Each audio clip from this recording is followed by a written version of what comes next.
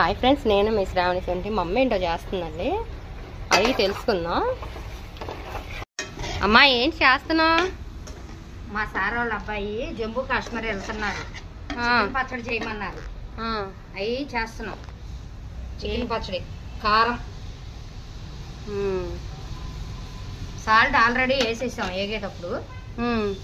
కావాలంటే చూసుకుని వేసుకున్నాం. గరం మసాలా. ఓకే,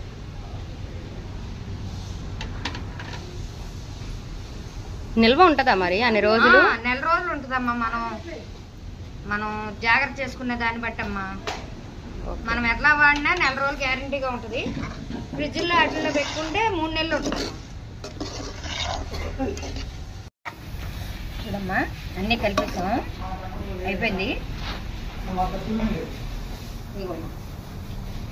సూపర్, చాలా బాగుంది.